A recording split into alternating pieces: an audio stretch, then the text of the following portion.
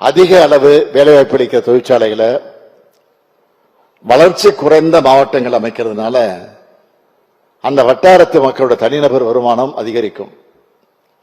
அனைவருக்குமான வளர்ச்சி, அனைத்து துறை வளர்ச்சி, அனைத்து மாவட்டங்களுக்குமான வளர்ச்சி, அனைத்து சமூக வளர்ச்சி என்ற பரந்த நோக்கத்தோட இந்த ஆட்சியை நடத்திக்கிட்டு இருக்கிறோம்.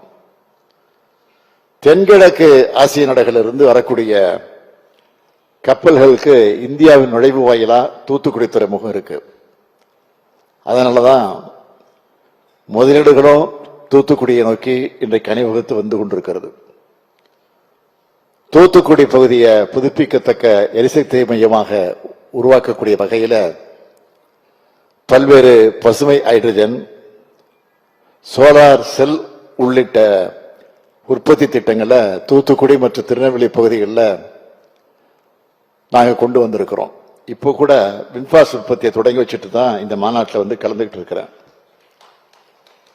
இந்த சிறப்பான நிகழ்ச்சியில தூத்துக்குடி மற்றும் நெல்லையின் வளர்ச்சிக்காக 4 ஸ்பெஷல் அறிவிப்புகளை வெளியிட விரும்புகிறேன்.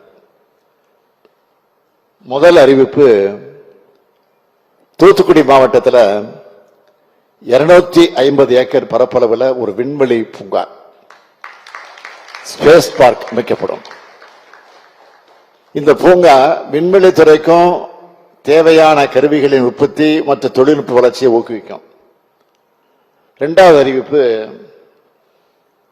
கப்பல் கட்டுமான துறையை மேம்படுத்த நம்ம மேற்கொண்டு வரக்கூடிய முயற்சிகளோட ஒரு பகுதியா இதுக்காக பிரயோஜக நிறுவனம் வெகு விரைவில் தொடங்கப்படும்.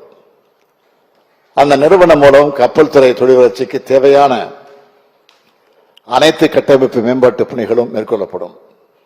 ஜெயச்சந்திரனின் அடடா ஆடியோ ஆஃபர் 5 முதல் 70% வரை டிஸ்கவுண்ட். மூன்றாவது அறிவிப்பு, முருங்கை ஏற்றுமதி மற்றும் சாகுபடி கட்டமைப்புக்காக தூத்துக்குடி மற்றும் திருநெல்வேலி மாவட்டங்களில் 5,59 லட்சம் ரூபாய் செலவினத்தில் ஒரு புது வசதி மையம் நிறுவப்படும்.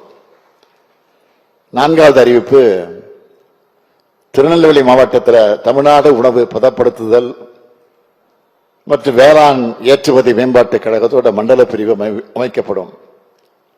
நாங்கள் எடுத்து வரக்கூடிய இந்த பெரு முயற்சிகளோட பலனா கடந்த 4 ஆண்டுகளில் 10,30,348 கோடி ரூபாய் அளவுக்கு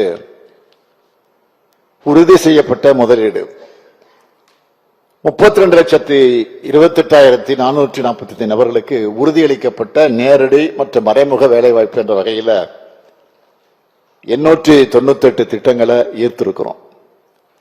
இன்னைக்கு தொழில், முதலீட்டு ஊக்குவிப்பு மற்றும் வர்த்தக துறை சார்பில் 32,554 கோடி ரூபாய் உறுதியளிக்கப்பட்ட முதலீடு மற்ற 49,845 நபர்களுக்கு உறுதியளிக்கப்பட்ட வேலைவாய்ப்பு என்ற வகையில் 41 புரிந்துணர்வு ஒப்பந்தங்கள் மேற்கொள்ளப்பட்டிருக்கு.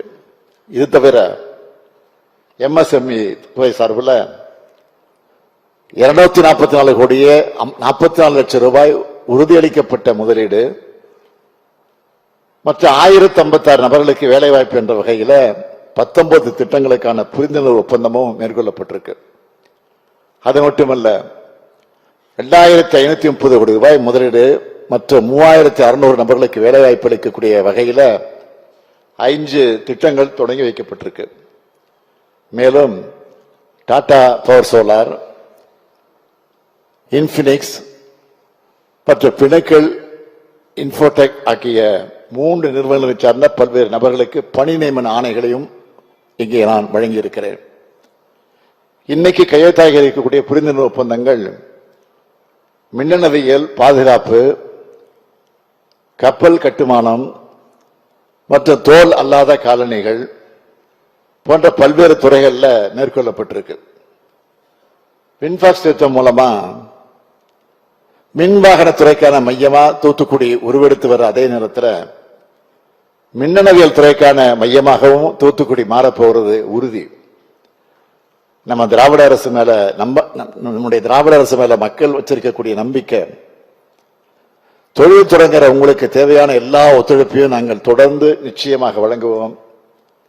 4ஆம் தலைமுறை தொழில் வளர்ச்சிக்கு ஏத்த மாதிரி நம்ம இளைஞர்களுடைய அனைத்து முயற்சிகளுக்கும் நாங்கள் ஊக்கமளித்து பல்வேறு பணிகளை இன்றைக்கு மேற்கொண்டு வருகிறோம். எந்த விதமான தொழிற்சாலை அமைச்சாலும் அதுக்கான திறன் கொண்ட பணியாளர்கள் இங்க இருக்காங்கன்னு தொழிலதிபர்கள் எங்கிட்ட அடிக்கடி சொல்றாங்க. உங்களுக்கு தேவையான அனைத்தும் தமிழ்நாட்டில் இருக்கு, உங்களுடைய முதலீடுகளை தமிழ்நாட்டுக்கு கொண்டு வாங்கன்னு அன்போடு அழைக்கிறேன். கடின உழைப்பால இந்த வெற்றியை நாம் ஈட்டியிருக்கிறோம். இது நீடிக்கணும், மேலும் பெருகணும். தம்பி டிஆர்பி ராஜா இந்த மாநாட்டிற்கு ரைசிங் என பெயர் வைத்துள்ளார். பொருத்தமான பெயர் தான். என்னை பொறுத்தவரை தமிழ்நாடு ரைசிங் மட்டுமல்ல, திராவிட மாடல் ஆட்சியில் Tamil Nadu will keep on rising என சொல்லி உங்க எல்லாருக்கும் மீண்டும் ஒரு முறை என்னுடைய இதயபூர்வமான நன்றியை சொல்லி விடைபெறுகிறேன். நன்றி, வணக்கம்.